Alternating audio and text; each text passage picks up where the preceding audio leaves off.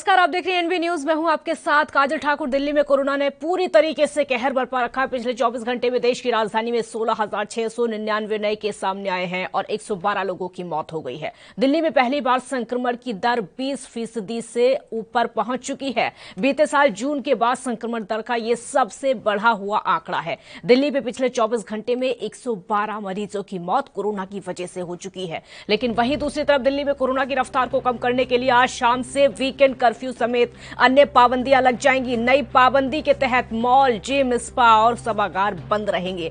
मुख्यमंत्री अरविंद केजरीवाल ने इस बात की घोषणा की थी। इस दौरान उन्होंने कहा था कि रेस्टोरेंट के भीतर बैठकर खाना खाने की अनुमति नहीं होगी और सिनेमाघर में भी केवल 30% दर्शक ही जा सकेंगे। मुख्यमंत्री ने यह भी कहा कि अस्पतालों में बिस्तरों की कमी नहीं है और कोविड मरीजों के लिए अब भी 5,000 बेड उपलब्ध हैं। उन्होंने आश्वासन दिया है कि बड़े पैमाने पर बेड उपलब्ध कराने के लिए प्रयास जारी हैं। साथ ही एक क्षेत्र में रोजाना केवल एक ही साप्ताहिक बाजार लगने की अनुमति होगी और कार्यक्रम में शामिल होने की इजाजत पाने वालों की भीड़ को नियंत्रित करने के लिए कदम भी उठाए जाएंगे। केजरीवाल ने यह भी कहा कि सरकार कोविड संबंधी व्यवहार जैसे मास्क पहनना, सामाजिक दूरी बनाना समेत कई पाबंदियों को सख्ती से लागू सुनिश्चित करेगी। महाराष्ट्र में भी हालात हर रोज बिगड़ते जा रहे हैं। बेड की संख्या 0 हो चुकी है। अस्पतालों में मरीजों के लिए जगह नहीं है और छत्तीसगढ़ में कोविड मरीज की मौत के बाद उसके शव को कचरे की गाड़ी में शमशान घाट तक ले जाया गया। वहीं यूपी में एक ही चिता पर कई शवों का अंतिम संस्कार किया गया। यह तस्वीरें डराने और चेताने वाली हैं और संदेश देती हैं कि आप सुरक्षित रहिए।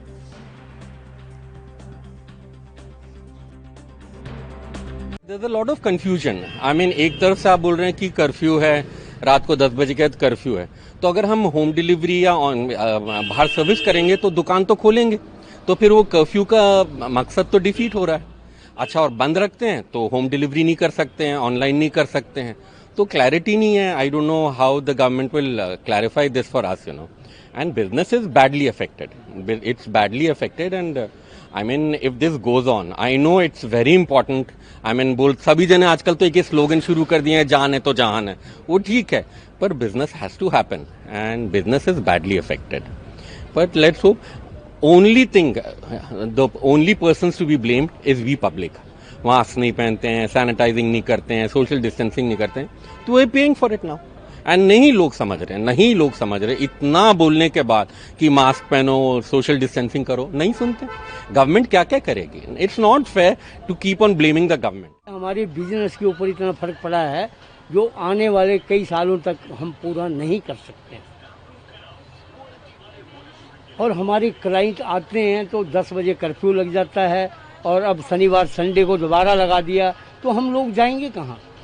मार्केट वाले जाएंगे कहाँ? इतनी लेबर है, ओपन मार्केट है, यू कैन डू एनीथिंग, कोई प्रॉब्लम नहीं है किसी को नहीं। खड़े होके खाओ, बैठ के खाओ, जैसे मर्जी करो, हैं? और आपस में बहुत वो 2 गज की दूरी रखी हुई है, हर चीज़ का। यहाँ हमारे जो चेयरमैन साहब है, सब कुछ खुद राउंड मार के देखते हैं और भी सब कुछ है, सब कुछ बिल्कुल ठीक ठाक है, कोई फायदा नहीं। गणेश तिवारी संवाददाता इंदौर से इस समय हमारे साथ लाइव जुड़ चुके हैं। गणेश, मध्य प्रदेश का हाल बताइए, क्योंकि वहां से भी जो तस्वीरें आ रही हैं डराने वाली है। निश्चित तौर पर देखिए काजल, सबसे पहले अगर आंकड़ों की बात करें तो मध्य प्रदेश में 21.2 की दर से कोरोना आंकड़े डेली आ रहे हैं और लगातार कोरोना आंकड़े बढ़ते नजर आ रहे हैं। कोरोना आंकड़ों की अगर मध्य प्रदेश की बात करें तो जहां मध्य प्रदेश में बीती रात जो कोरोना रिपोर्ट आई है, 10,166 मामले जो है मध्य प्रदेश में पूरे आए हैं, जिसमें 53 लोगों की मौत भी शामिल है। साथ ही अगर इंदौर की बात करें तो 1693 लोग जो है इंदौर में आए हैं, 1637 लोग भोपाल में आए हैं। तो जिस कदर कोरोना के आंकड़े हैं, ये जो मौतें हैं और ये जो आंकड़े हैं, ये सरकारी आंकड़े हैं। हालांकि अगर हकीकत, जमीनी हकीकत की बात करें तो आंकड़े और मौत के आंकड़ों में जमीन आसमान का अंतर है। चूंकि शवों को अगर बात करें, शमशान घाटों की बात करें, कब्रिस्तानों की बात करें, तो जहां पर लंबी लंबी वेटिंग लग रही है, टोकन नंबर दिया जा रहा है, टोकन नंबर सिस्टम के थ्रू जो है वहां पर लाशों को जलाया जा रहा है, दफनाया जा रहा है, तो इतनी वेटिंग आ रही है। तो जहां सरकार जो है अपनी कमियों को छिपाने के लिए मौत के दरों में जो है कमी बता रही है, सरकारी आंकड़ों में 53 लोगों की मौत बता रही है। हालांकि अगर हकीकत पर जाए तो इससे कहीं ज्यादा लोगों की मौत जो है डेली मध्य प्रदेश में हो रही है कोरोना की वजह से। तो लगातार कोरोना का संक्रमण मध्य प्रदेश में काफी तेजी से फैल रहा है। अगर यहाँ की सरकार की बात करें, प्रशासन की बात करें, तो जो वादा यहाँ पर किया जा रहा है, जो सुविधाएं मुहैया कराने की बातें करी जा रही हैं, हालांकि उन सुविधाओं से पूरी तरह से अभी अपेक्षित नजर आ रहा है मध्य प्रदेश, तभी इस कदर जो है संक्रमण लगातार बढ़ रहा है। जी काजल। पाबंदियां कई राज्यों में लगा दी गई हैं और राज्यों में पाबंदियां एकदम लॉकडाउन जैसी हैं। जिस तरह की पाबंदियां होती हैं, सिर्फ नाम जो है वो कर्फ्यू का है, नाम जो है सिर्फ पाबंदियों का है, लेकिन लग ऐसा रहा है कि लॉकडाउन लग ही चुका है। चाहे हम मुंबई की तस्वीरें देख लें या फिर दिल्ली की तस्वीरें देख लें, मध्य प्रदेश में ऐसे कुछ हालात।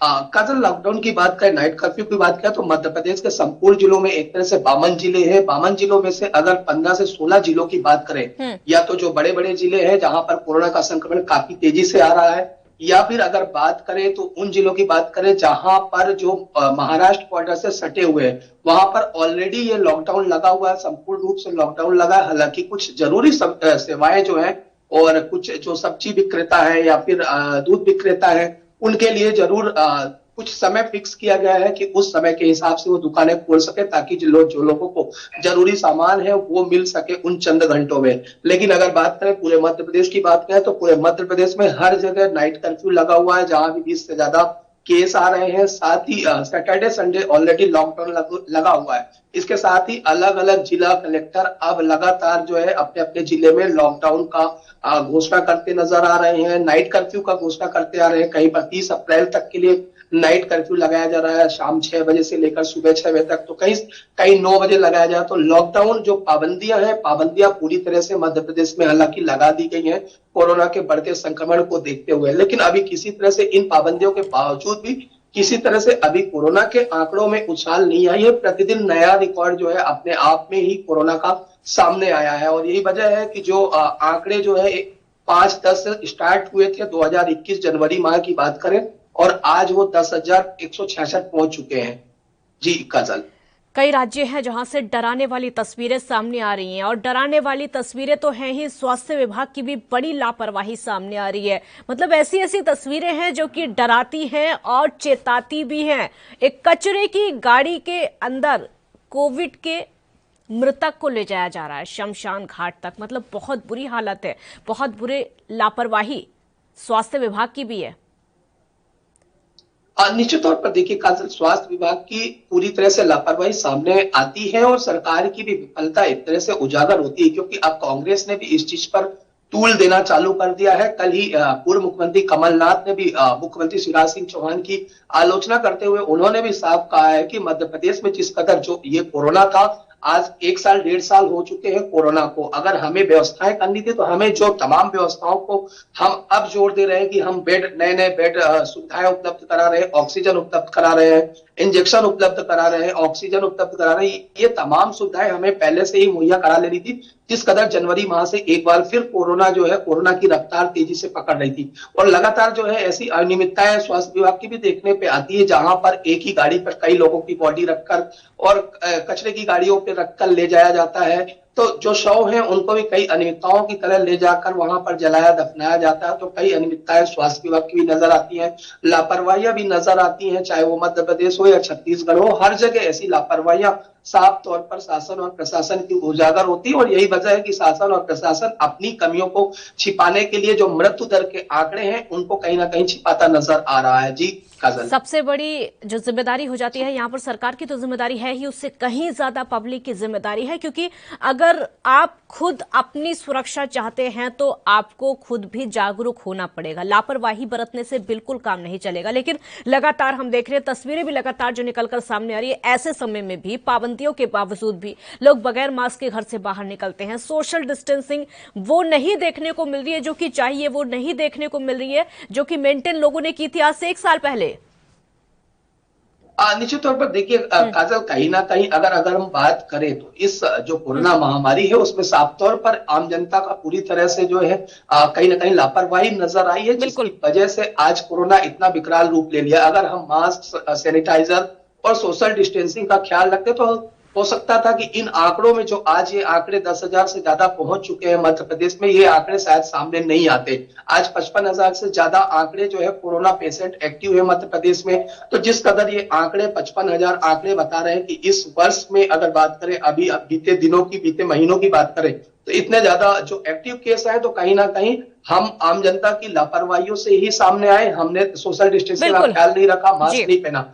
लेकिन इसमें काजल एक चीज और है कि सरकार की भी बड़ी लापरवाही है, क्योंकि आम जनता के मन में, जहां सरकार दमोह में, मध्य प्रदेश के दमोह में चुनाव करा रही, जहां भारी भीड़ हो रही है, जहां आम जनता को उन सभाओं में बुलाया जा रहा है, उन्हें उन सभाओं में आमंत्रित किया जाता है, तो ऐसे में आम जनता भी अब प्रश्न करने लग गई है। और अगर लापरवाहियां सामने आती तो उन फोटो और वीडियो को देखकर आम जनता और ज्यादा लापरवाहियां करने लग गई है। तो जिसकी वजह है कि दोनों ही चीज, अगर आम जनता भी अगर लापरवाह है पूरी तरह से, तो सरकार को भी इन चुनावी सभाओं पर को रोककर आम जनता को एक अच्छा संदेश देना। ठीक है, बिल्कुल, बहुत शुक्रिया आपका इस पूरी जानकारी के लिए। तो मध्य प्रदेश में भी जैसे हालात हैं वो भी डराने वाले हैं, वो भी चेताने वाले हैं, जैसी तस्वीरें लगातार निकलकर सामने आ रही है। तस्वीरें ऐसी हैं कि देश को जागरूक होना ही पड़ेगा। आप मास्क लगाकर सिर्फ फॉर्मेलिटी नहीं कर सकते, आप सोशल डिस्टेंसिंग की बड़ी बड़ी बातें करके सिर्फ फॉर्मेलिटी नहीं कर सकते, क्योंकि उससे कोरोना खत्म नहीं होगा, उससे कोरोना नहीं डरेगा। कोरोना इंसान को देखकर नहीं आता है, बल्कि किसी को भी कोरोना हो सकता है। अगर आप जागरूक नहीं होंगे तो आप खुद कैसे सुरक्षित रह पाएंगे, बहुत बड़ा सवाल ये है। और यही वजह है कि लॉकडाउन जैसे फैसले सरकारों को लेने पड़ रहे हैं। यही वजह है कि तमाम तरह की पाबंदियां भी सरकारों को लगानी पड़ रही है। यही वजह है कि नाइट कर्फ्यू हो या फिर वीकेंड लॉकडाउन हो, ऐसे फैसले भी सरकारों को लगाने पड़ रहे हैं। तस्वीरें जो है एकदम डराने वाली निकलकर सामने आ रही है, चाहे वो देश के किसी भी कोने की हो, चाहे वो देश के किसी भी राज्य की हो। अस्पतालों में इस समय सबसे ज्यादा बुरे हालात हो गए हैं। कोशिशें तो लगातार की जा रही है कि उन हालातों को सुधारा जा सके।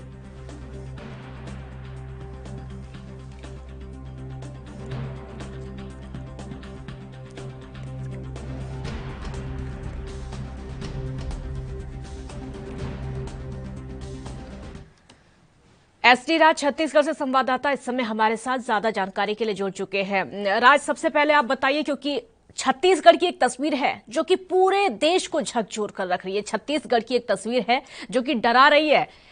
जिस तरह के हालात वहां पर कोविड मृतकों के साथ हो रहे हैं, स्वास्थ्य विभाग की भी लापरवाही है और अन्य लापरवाही है, मतलब लोगों को खामियाजा भुगतना पड़ रहा है।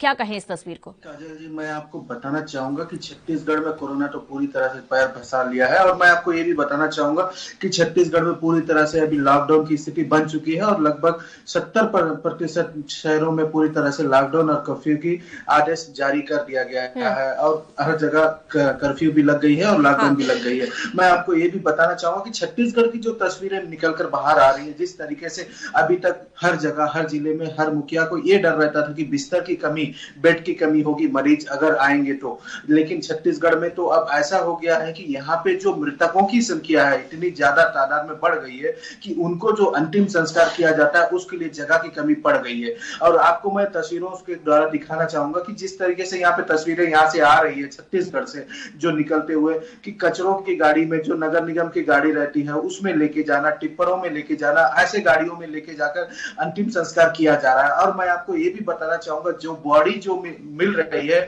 कोरोना पॉजिटिव वाली, उसके बाद अंतिम संस्कार के लिए, उसके लिए लगभग 2-2 दिन के लिए इंतजार भी किया जाना पड़ रहा है, ऐसा भी सुनने में आ रहा है। और इसका टोकन नंबर भी मिल रहा है, टोकन के साथ ही इन बॉडियों को मिला जा रहा है, ऐसा सुनने में आ रहा है। तो छत्तीसगढ़ की परिस्थिति बहुत ज्यादा खराब है। और महाराष्ट्र के बाद बताया जा रहा है छत्तीसगढ़ दूसरे नंबर में है, छत्तीसगढ़ का नाम आ रहा है। ऐसा देखते हुए पूरे छत्तीसगढ़ को लॉकडाउन का परिस्थिति अभी हो गया है और 70% क्षेत्र पूरी तरह से लॉकडाउन कर दिया गया है। और देखना यह है कि छत्तीसगढ़ में अब काबू किस तरह से किया जाएगा। अब ये तो शासन प्रशासन ही बता पाएंगे कि किस तरह से काबू होगा।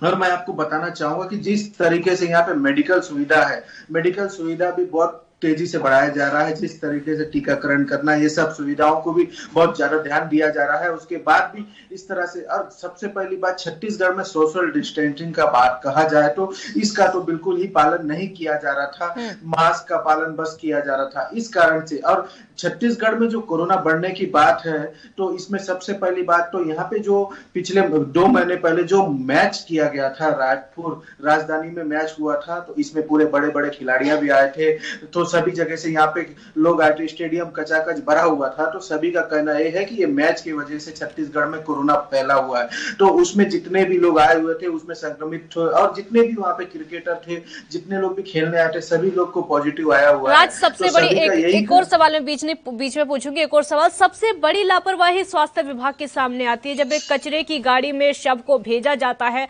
तो सवाल जो है सिर्फ स्वास्थ्य विभाग पर नहीं बल्कि छत्तीसगढ़ की सरकार पर भी उठता है। इतनी लापरवाही आखिर कैसे हो सकती है?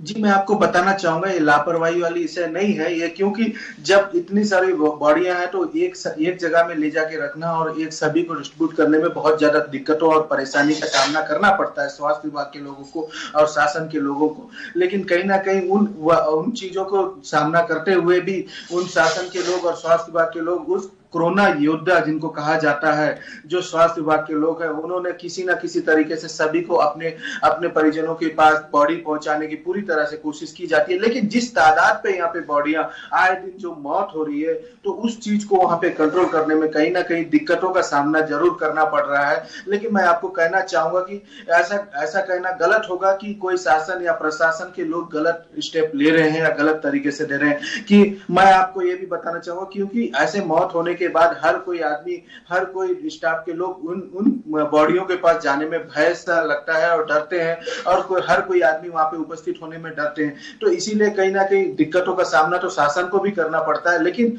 शासन पूरी तरह से कोशिश ये कर रही है कि सही जगह सही इंसान को, उनके परिजनों का जो कोरोना से जिनकी मौत हुई है उनको बॉडी मिल जाए। लेकिन कोशिश किया जा रहा है, और जिस तरह से छत्तीसगढ़ का हालत आप खुद देख पा रहे हैं, तो कहीं ना कहीं बहुत भयानक और डरावना हालत है। उसके बावजूद भी हर कोई चाह रहे हैं कि ये कोरोना योद्धा लोगों के द्वारा, कोरोना योद्धा जो डॉक्टर हैं, ये कोरोना को यहाँ से मार भगाए, किस तरीके से मार भगाएंगे, ये पूरी तरह से कोशिश किया जा रहा है। जी ठीक है, बिल्कुल, बहुत शुक्रिया आपका इस पूरी जानकारी के लिए। तो छत्तीसगढ़ की जैसी तस्वीरें निकलकर सामने आ रही हैं वो डराने वाली तस्वीरें हैं, क्योंकि एक साथ में इतने सारे लोगों की मौत हो जाना, एक साथ में इतने सारे लोगों का कोविड की चपेट में आ जाना, ये लापरवाही तो है ही, उसके साथ में मजबूरी भी स्वास्थ्य विभाग की है। ऐसी तस्वीरें निकलकर सामने आना सवाल तो खड़े करता ही है प्रशासन पर भी और साथ में सरकार पर भी।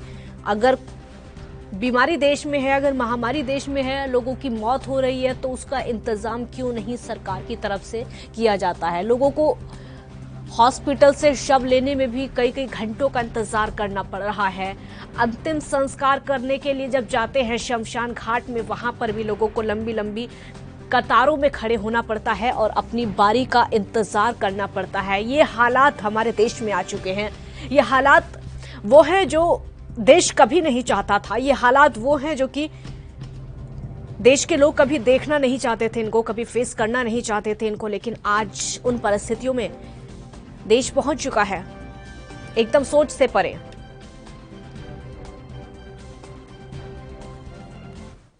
सत्य प्रकाश सोनी मुंबई से संवाददाता हमारे साथ इस समय लाइव जुड़ चुके हैं। सत्य प्रकाश, महाराष्ट्र में कैसे हालात है कोरोना को लेकर, सबसे पहले अपडेट बताइए, क्योंकि वहां पर भी तस्वीरें डराने वाली हैं। बेड्स की संख्या पूरी तरीके से शून्य हो चुकी है। जी काजल, देखिए जिस तरह से महाराष्ट्र में लगातार कोरोना संक्रमण अपनी रफ्तार में है, एक बार फिर से महाराष्ट्र में 61,495 मामले जो है आगे बढ़ते जा रहे हैं। महाराष्ट्र सरकार की चिंताएं बढ़ाते जा रहे हैं। ये केसेस लगातार सरकार की चिंता बढ़ा रहे हैं। उसके अलावा हॉस्पिटल की अगर बात कर ले तो हॉस्पिटल की भी ऐसी तस्वीरें निकलकर सामने आ रही हैं। मतलब बेड्स फुल हो चुके हैं, जो हॉस्पिटल की बालकनी है वहां पर मरीजों को रखा जा रहा है। देखिए काजल, महाराष्ट्र सरकार पहले भी चिंता जता रही थी कि जिस तरह से लगातार हालात बिगड़ते जा रहे हैं, कोरोना संक्रमण अपनी रफ्तार में है। महाराष्ट्र में जो स्वास्थ्य विभाग है बिल्कुल चरमरा गया है, चाहे बेड की बात करें या फिर ऑक्सीजन की बात करें, लगातार कमी ना की जा रही है। महाराष्ट्र सरकार केंद्र सरकार से गुजारिश भी लगा रही है कि किस तरह से बेड के अलावा जो ऑक्सीजन की आपूर्ति की जाए। हालांकि ये जानकारी मिली है कि सूरत से यानी कि राजस्थान से जो है ऑक्सीजन की आपूर्ति थोड़ी बहुत की गई है, लेकिन अभी भी बेहद जरूरी है कि महाराष्ट्र में लगातार जो है ऑक्सीजन की कमी को पूर्ति की जाए। जब ऑक्सीजन की कमी की बात आती है, केंद्र सरकार से इस बात की शिकायत की जाती है या फिर उद्धव सरकार ने चिट्ठी लिखी है केंद्र सरकार को कि ऑक्सीजन की पूर्ति की जाए, इसमें सच्चाई कितनी और राजनीति कितनी है, क्या लग रहा है?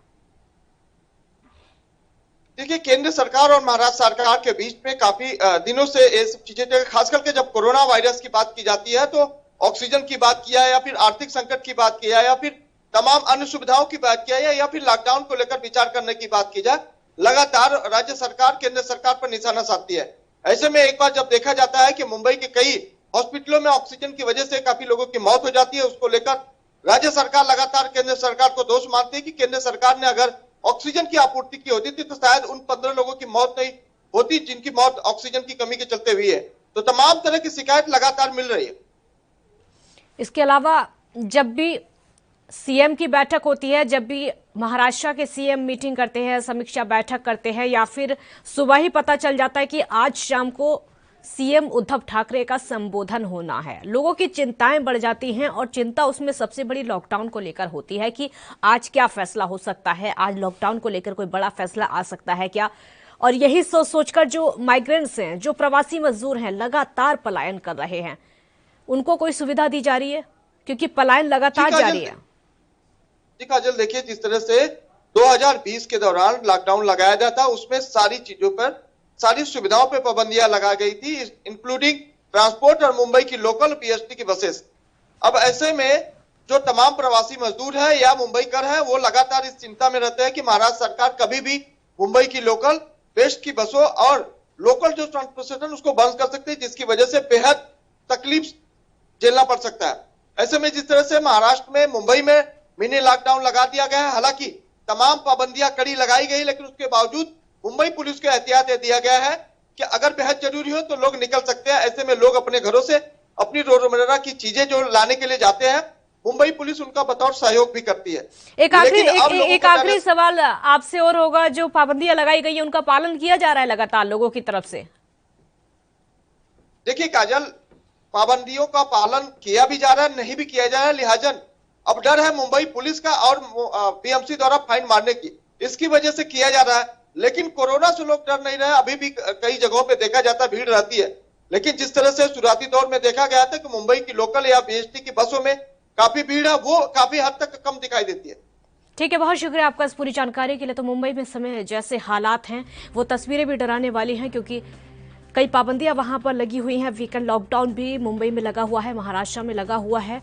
माइग्रेंट्स का जो पलायन है वो लगातार जारी है। माइग्रेंट्स जो हैं वो मुंबई छोड़ के अपने गृह राज्य लौट रहे हैं, लगातार चाहे वो बस के जरिए जा रहे हो या फिर ट्रेनों के जरिए जा रहे हैं, क्योंकि उनको डर है कि कहीं पहले जैसे हालात एक बार फिर से पैदा ना हो जाएं। उनको डर है कि एक बार फिर से वो उस जगह पर ना फंस जाएं जहां पर उनको रोजी रोटी का सहारा आमतौर पर तो मिलता है लेकिन लॉकडाउन में नहीं मिल पाएगा। अगर सब कुछ बंद हो गया तो उनका रोजगार उनसे छिन जाएगा, पास में पैसे नहीं होंगे। जो लोग किराए पर रहते हैं उनके पास किराया देने के लिए पैसे नहीं होंगे और सबसे बड़ा जो संकट खड़ा हो जाएगा उनकी रोजी रोटी का। तो वो तस्वीरें एक बार फिर से लोगों के सामने ना आए, उसको सोचते हुए लगातार जो मजदूर हैं अपने घर जा रहे हैं।